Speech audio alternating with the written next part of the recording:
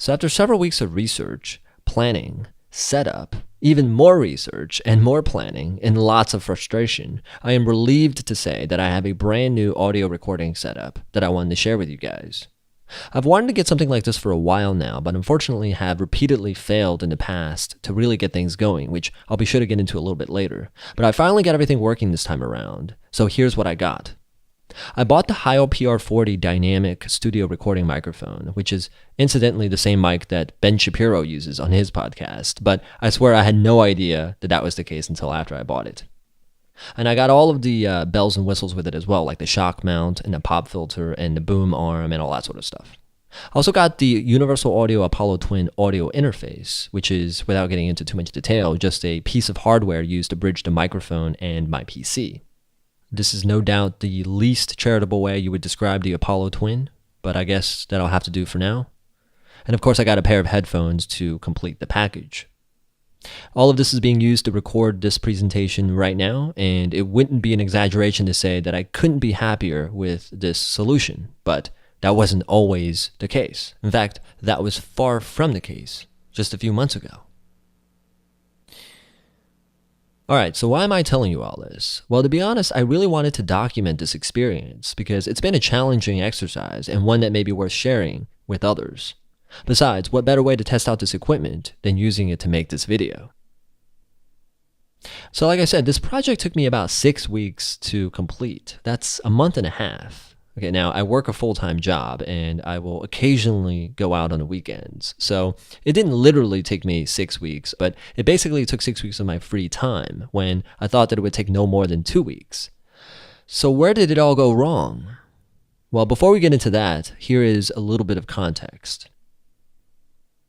So I used to use this sort of cheap $50 Logitech headset to make these types of videos, and over time I just started to feel that it wasn't quite up to my standard anymore. I mean, for one, the noise levels in the recordings were very high, and that's probably the most obvious sign of a low quality recording. And two, it picked up a lot of sibilance in my dialogue. I mean, sibilance is a phenomenon where your constants, especially your S's and your C's and T's, make this sort of sharp hissing sound that doesn't sound very flattering. And this is something that everybody has, by the way, but some people just more so than others. And depending on your choice of microphone, that can either minimize or exacerbate the problem. So obviously, in my case, it made it a lot worse. And the headset wasn't particularly comfortable to wear either. So I tried buying a couple of higher quality standalone USB condenser microphones, which were more expensive than my $50 set for sure, but still way less expensive than what I have now. And one of the issues I noticed early on was that the condenser mics picked up so much more echo and ambient sound in the room, which wasn't even a problem I had previously. And as a result, they ended up actually sounding worse than my cheap USB set. And since I wasn't willing to soundproof my room and buy all sorts of sound barriers and foam panels to help absorb the sound, I gave up on this whole idea for a while, until I finally discovered dynamic mics. Now, the key difference between a dynamic and a condenser mic is dynamic mics tend to be much less sensitive than condenser mics, and that they're especially good at not picking up ambient sound. So if you have a home studio like me, where you have the air conditioner going and you have your PC running, you might have cars driving outside of your house, and you don't want to soundproof the room that you're recording in, you should really consider a dynamic microphone. And the product that I ultimately narrowed down to was, of course, the Heil PR40, which was by no means an inexpensive product. I mean, this is my first legit studio microphone, and part of the reason why I ended up here was because I said to myself that this is going to be the last time I do this. So I better pick something good, because if this one doesn't work out, then I am done with this entire effort, officially. So that's what sort of sparked this 6-week-long adventure. Okay, so obviously I'm not going to go over every single little detail that went wrong here, because that would just make for an extraordinarily long and probably boring video, but I will talk about the main issues I've had getting this whole thing set up. So here's the basic design. There are 4 main pieces that at the time I knew I had to have to get started. Of course, there's the mic itself and all of the accessories that go along with it, which I had already picked out. In fact, that was the one thing I had completely settled on at the time. Then there's the audio interface, which is the central hub that connects all of the audio equipment, which include my mic and my headphones, to the PC. Just think of it as an external sound card connected to your PC through a USB cable. And third, a decent pair of headphones for monitoring as well as output, especially if you're talking to somebody online and don't want their voice bleeding into your microphone through your speakers. This unfortunately still happens way too often in the online space. And finally, you have all of the software that must be installed on your PC. Drivers and management software for all of your equipment, obviously, but also recording and creation software, often referred to as a DAW or digital audio workstation. So those are the four main pieces that you'll need to get started. And amazingly enough, I had issues with every single one of these pieces. Multiple issues in some cases, starting out with the microphone pop filter. So the pop filter, in case you don't know, is just a piece of equipment that sits directly in front of the mic and prevents words like popsicle or peanut butter from blowing up your speakers. And the one that I initially bought, the way that it works is it attaches directly to the mic, and that's it. That's the whole installation. Pretty simple, right? Well, the first thing I realized was that it doesn't fit well on the mic, even though it says that it's compatible. And there's this sort of circular clamp, almost like a belt, that goes around the mic, and that's how it stays on. Problem is, it doesn't fit. Now, you can make it fit, but it would be ridiculously tight on the mic. And it would be crooked. That's the other thing. And it might end up even scratching the mic, which actually did happen in my case. So now at this point, I had a brand new mic, already scratched just a few days in, and a pop filter that wouldn't even stay on correctly. Yeah, that doesn't sound like a great start to the project, does it? So the next thing I did was I emailed the retailer, and just as a quick side note, the pop filters are not made by Heil Sound, which is the maker of the microphone. It's like some third-party vendor that makes the accessories, which kind of makes more sense why they're pretty crappy, now that I think about it. But anyway, I emailed their support, and I said to them basically, look, your crappy product doesn't fit, and I'm kind of irritated that it doesn't fit, because this seems like it should be a pretty straightforward thing to do, and I want a refund. Okay, maybe I didn't say it exactly that way, but I almost wish that I had, because I got a reply back from BSW USA support, and here's how they responded. I should also add that you really just can't make this stuff up. It goes like this. Hello, Nate. As you can see from the picture below, Bob Heil approves the use of the RE27 Pop with his Heil PR40 mic. Now, first of all, the fact that I actually took the time to get that photo is fairly hilarious. And also, I wouldn't care if the President of the United States endorsed this product, even though that probably may not be such a good idea anyway at this point in time. But the bottom line is, it doesn't fit. And I bought two of these things. I bought a black and a silver version, and they both have the same issues. So it wasn't just a fluke. Now, in their defense, they did provide some additional instructions to make sure I was putting it on correctly. But, I mean, there's really only one way to actually put it on correctly, and it's not rocket science. Anyway, after a couple more emails, support finally agreed to give me a refund. And then, of course, I spent the rest of that afternoon looking at more pop filters. And I was able to find just one other product that looked like it might fit the bill. Because part of the problem is that I specifically wanted one that attaches to the mic as opposed to like a standalone pop filter. So that limited my options quite a bit. And the one that I found looked almost exactly like the one I just bought. So one, I was skeptical, and two, it was easy to have thought that they were even the same product and to have skipped over it entirely. But I'm glad that I didn't, because this one actually did work out. And keep in mind that these aren't mainstream products, so it wasn't as easy as going to Guitar Center or Amazon and getting it there. I had to go to like zenproaudio.com to find this thing, and it's made me realize just how much Amazon has spoiled me over the years, just as I'm sure it has everybody else. And just for the record, it's the Roxdon HPF1 pop filter that worked. Do not get the BSW RE27 pop to go with the Heil PR40, despite Bob Heil's recommendations. So that was the first issue. And if it had been the only issue, then there would basically be no reason for me to make this video. But unfortunately for me, there were far more complex problems ahead. And this is also where it starts to get a bit more technical.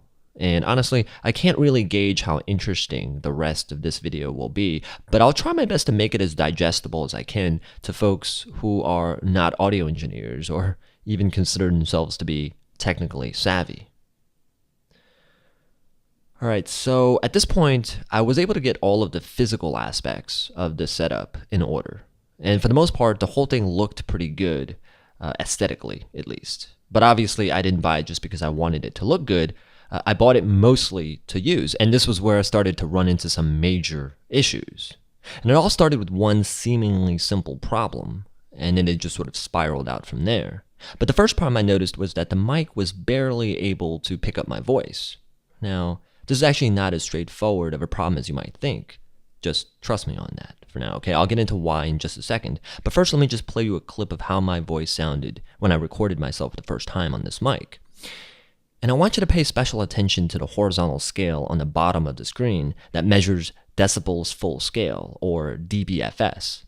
Just know that the scale goes from -infinity on the far left to 0 on the far right, and that you should stage your recordings to fall between -12 and -6 dBFS, which is the ideal range where your recordings should fall.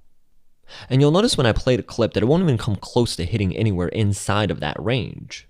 And this is with the gain turned all the way up on my now defunct Native Instruments Complete Audio 6 audio interface. Okay, so I'm going to shut up now and start the clip, which will play for about 10 seconds. Watch Dogs 2, which is a relatively new title that came out in November 2016, is one of the best examples of what an open-world sandbox game has to offer. Alright, so did you catch that? That was as loud as it got when I first tested it. Let me just play it again real quick just in case you missed it. Watch Dogs 2, which is a relatively new title that came out in November 2016, is one of the best examples of what an open-world sandbox game has to offer. You can barely hear what I'm saying, and that was my very first dry run on this brand new mic. And as you could tell, it didn't go so well. Now, this seems like it should be an easy fix, right? Like there's no way that the sound is being picked up this low on this high end of a device unless I'm doing something wrong on my end. Like there has to be a knob or a switch somewhere that I must have missed, and finding it would certainly fix the issue. But I'll tell you what, I went through every setting and every option. I made sure that all of the connections were secured. I made sure that there weren't any hardware issues, and I still couldn't figure out why I was having this problem. So I put everything down for a few days and took some time to do a little research. And to make a long story short, what I discovered was that everything was set up correctly, but what I needed to do was to boost the signal somehow beyond the capabilities of my current audio interface, or more specifically, the preamp on my audio interface. This is kind of a nuanced point, but it'll come up again later, so I'll just explain it now and get it over with. So most audio interfaces come with at least 2 built-in preamps, and they're all kind of different in terms of power and quality. Now, you could also get a dedicated preamp if you want, like a separate unit from the audio interface. And there are legendary preamps out there that are hundreds or even thousands of dollars if you're looking for a particular sound. But in my case, I really just needed my voice to come across louder and clearer and nothing else too fancy. So I had a few options at this point. I could get a dedicated preamp and put that between my mic and my audio interface, and that should boost the signal enough to where it needs to be. But preamps can be large, and a lot of them even require rack space. I'd also be adding an additional link to the chain, right? So it would look something like my mic connected to a separate preamp, connected to an audio interface, connected to my PC. Which means more cables, more power, more space, and more things to manage. Or I can replace my current audio interface with a different one and hope that the next one has better built-in preamps. But that's also not guaranteed, especially since the one that I was using at the time also should have worked. Neither option was ideal, but both were actually fairly doable, and it was just a matter of what I thought would be easier to implement at the time. And I kind of went with a slightly different version of the first option. So what happened was I went over to Guitar Center and talked to a few people there and bought something called a cloud lifter, which is kind of like a separate preamp, except less complex. Here is the official product description. The cloud lifter offers up to 25 decibels of ultra clean gain for passive microphones.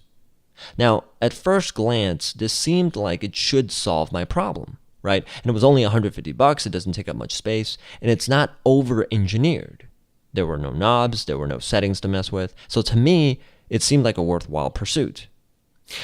And it kind of was, because what I discovered was that the cloud lifter did actually boost the signal, like it claimed to do.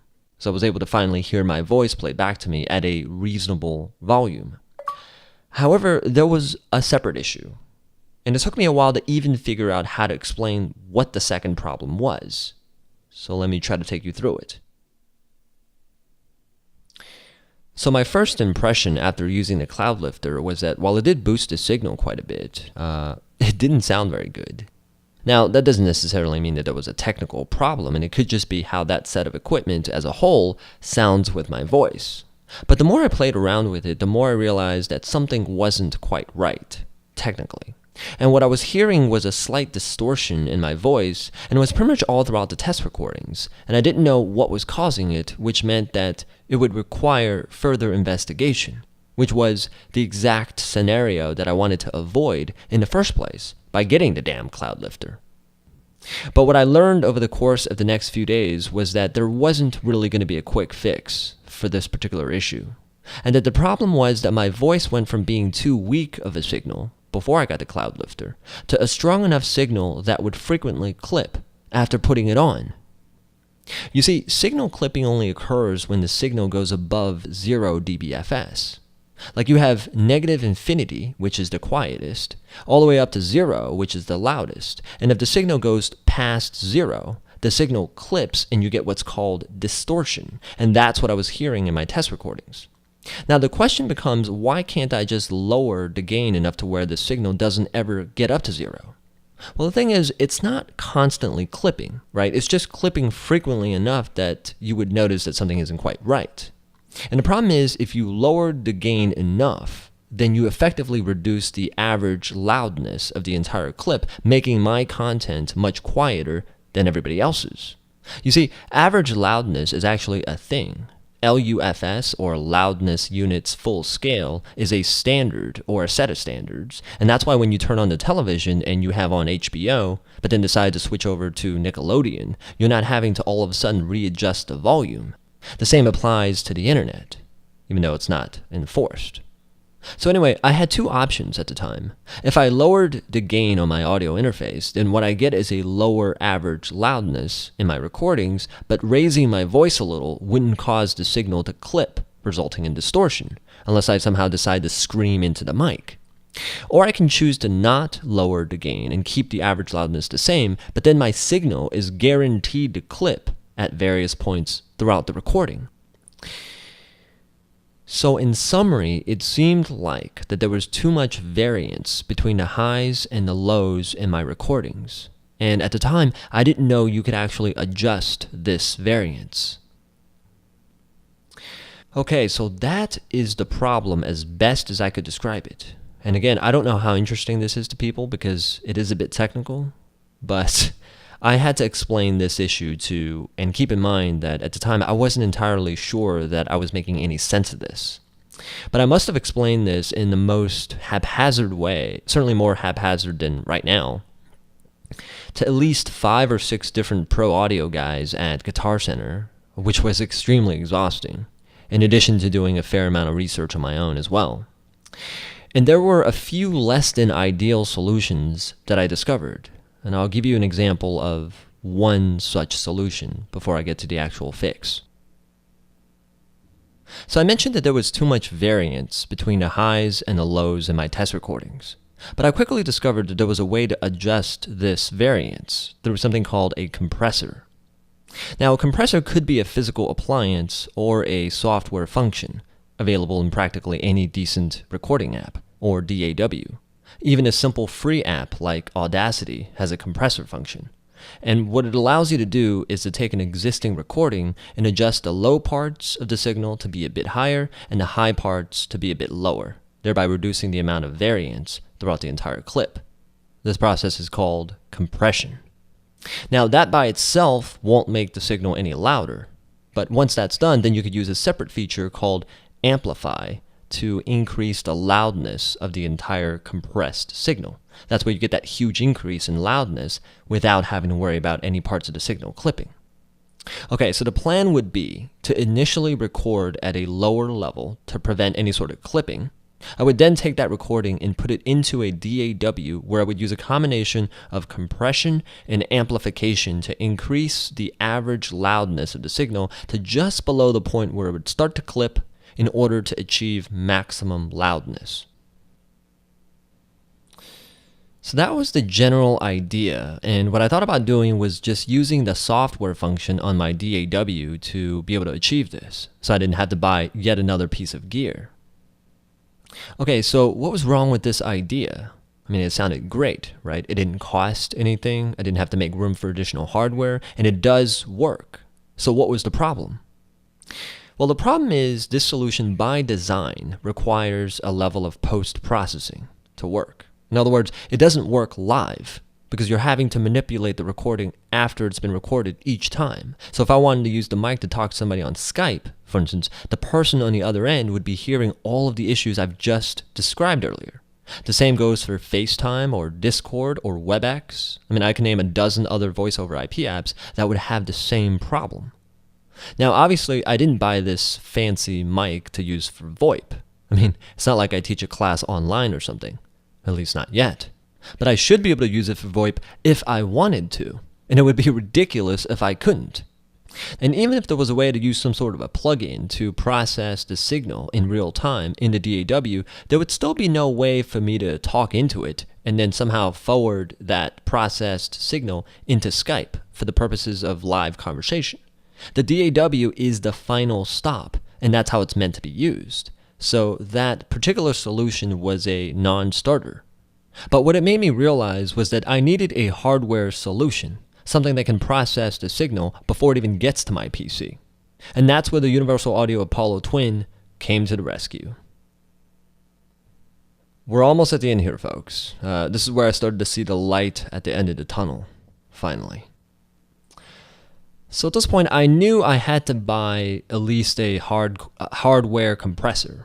Yes, that means yet another link in the chain, and if you wanted to buy a good compressor, then it's likely to be a rack-mounted appliance. Just like if you wanted to buy a good preamp to replace the cloud lifter, it's also likely to be a rack-mounted appliance. And honestly, I just don't have the space or the cooling for all of that gear. So the only viable solution I was able to find at the time were these cheap portable compressors. And I realized that not a lot of people were even buying these things, and they didn't have good reviews either. Also, the problem is, do I really want to go with a bargain bin compressor and a bargain bin preamp to go with my high-end microphone? It just doesn't make any sense.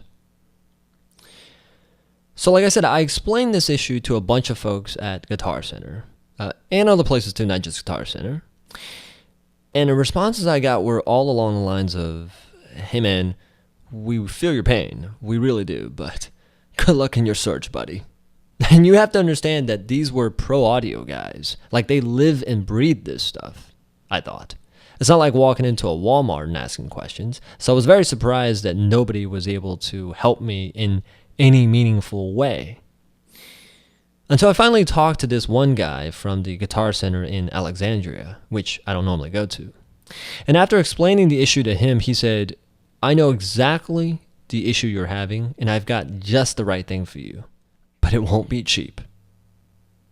Now, of course, when I hear something like that, I'm naturally going to be somewhat skeptical, because it's like, what is this guy trying to sell me here? Especially since I know how much time I've spent looking into this stuff, and nothing that I found was even close to ideal, regardless of the price.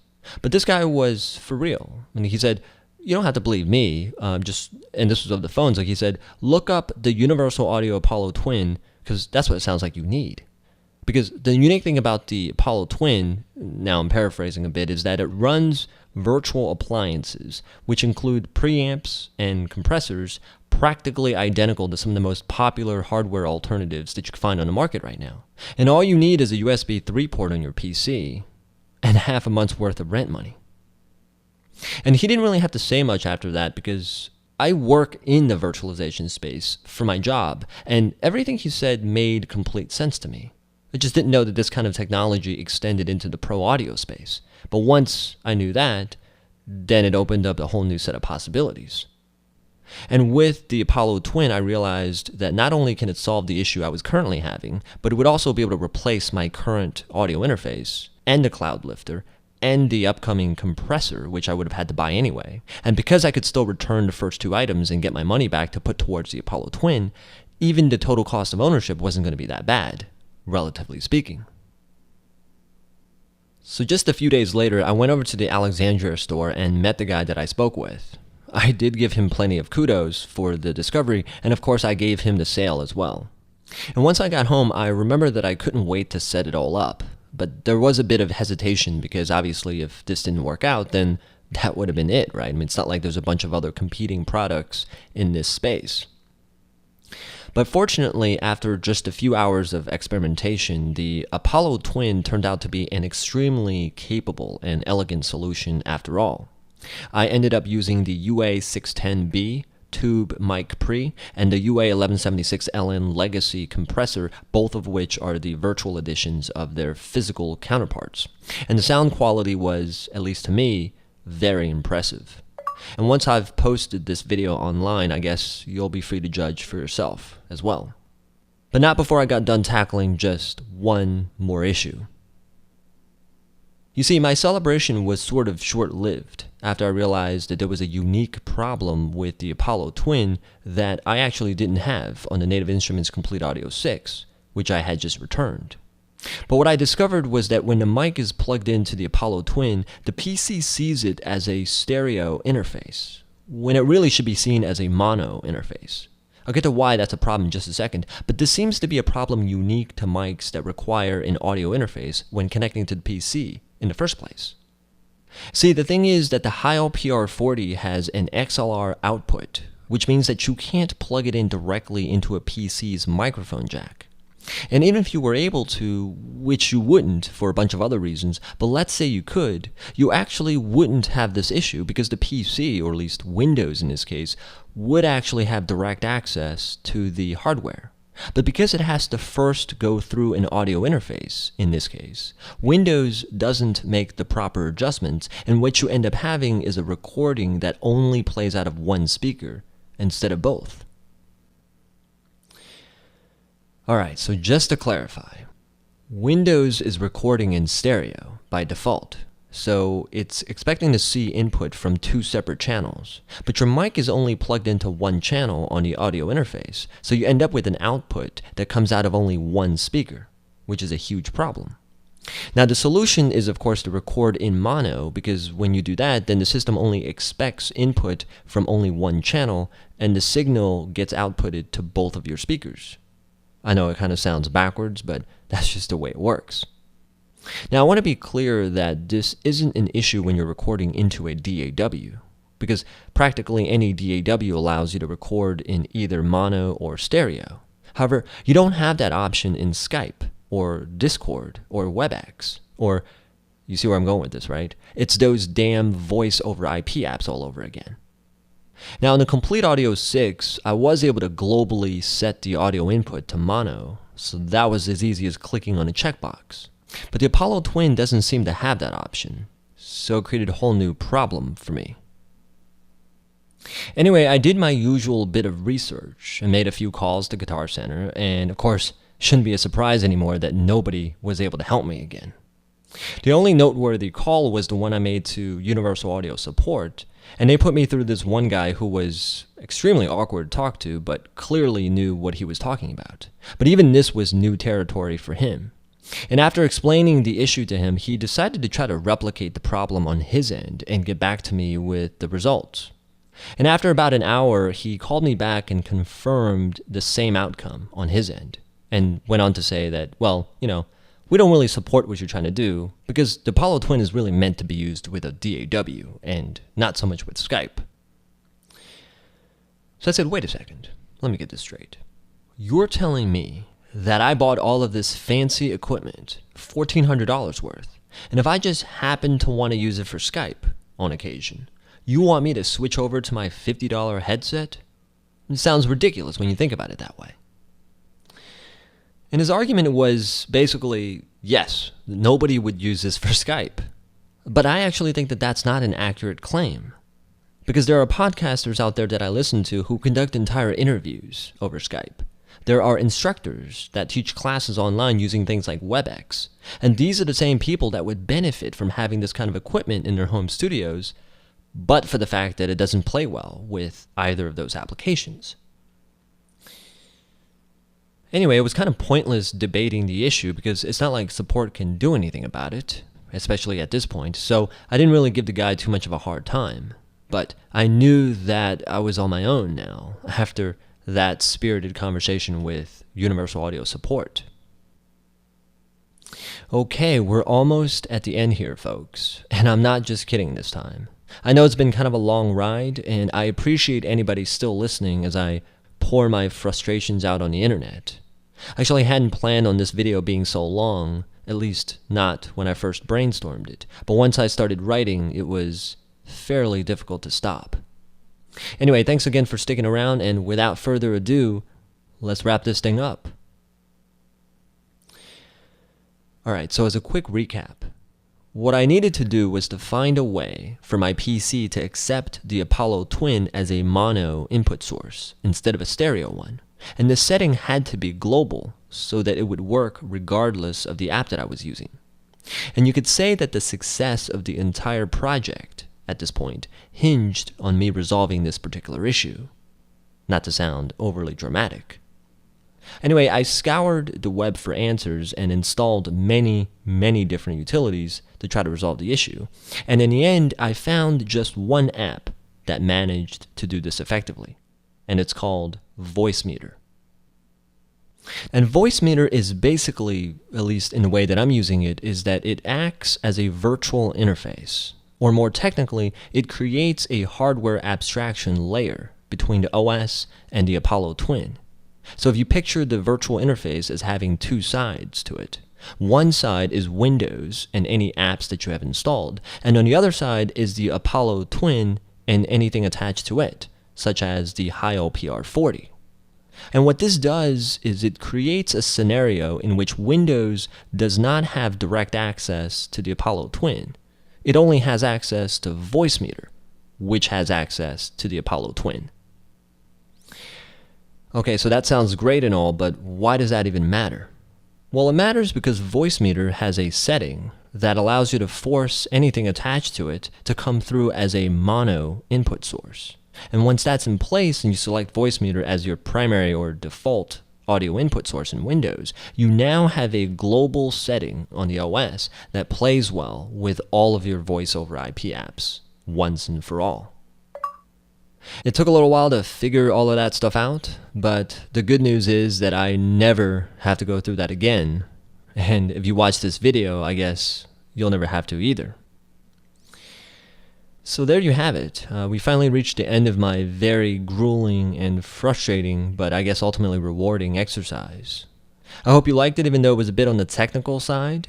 Maybe I'll think of something more relatable to talk about next time, but until then, I'm AliasJopes, and I'll see you next time.